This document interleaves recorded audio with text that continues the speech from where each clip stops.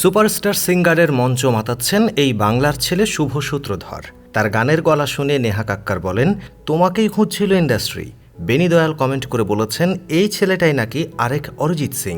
গানের জগতে এক জনপ্রিয় রিয়েলিটি শো সুপারস্টার সিঙ্গার সম্প্রতি তারই তৃতীয় সিজনের জন্য অডিশন শুরু হয়, আর সেখানে পৌঁছে যায় পশ্চিমবঙ্গের বাংলার ছেলে শুভ সূত্রধর। হাতে গিটার, চোখে মুখে আত্মবিশ্বাস স্পষ্ট, হাসি মুখেই মঞ্চে দাঁড়িয়ে গান ধরে বেকামলিয়া। আর ব্যাস, মুহূর্তেই সেখানে ম্যাজিক। জাজ নেহা কাক্কার থেকে শুরু করে সকলেই রীতিমতো মুগ্ধ হয়ে গেলেন। শুধু তাই নয়, অডিশন রাউন্ডে গান শেষ করার পর নেহা কাক্কার শুভকে আরও একবার গান গাইতে অনুরোধ করেন। আর এই অসাধারণ মুহূর্তের ভিডিও এখন সোশ্যাল মিডিয়ায় রীতিমতো ভাইরাল। বলার অপেক্ষা রাখে না, দর্শকদের মন ছুঁয়ে গিয়েছে শুভর পারফরমেন্স। আর তার পাশাপাশি বহু মানুষই বলেছেন, ভবিষ্যতের অরিজিৎ সিং। নিঃসন্দেহে শুভ একজন অসাধারণ গায়ক।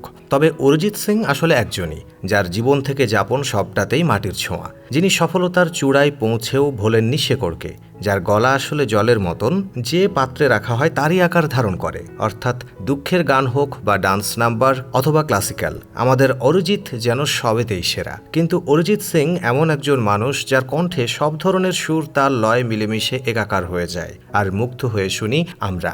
এভাবেই তো কত ব্যর্থ মানুষের রাত জাগা সঙ্গী, কত বিচ্ছেদের সাক্ষী, কত উদযাপনের সাথী হয়ে ওঠে অরিজিতের কণ্ঠ।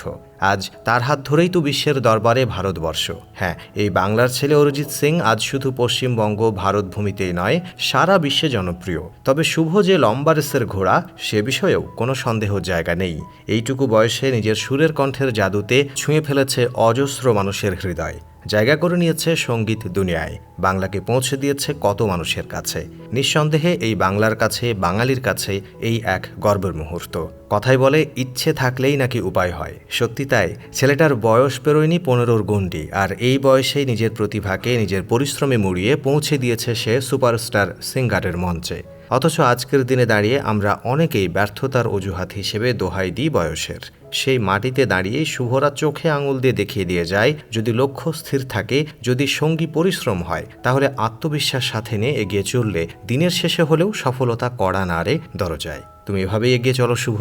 এ তো সবে শুরু, আরও অনেকটা পথ চলার বাকি এখনো। সবাই রইল তোমার সফলতার অপেক্ষায়।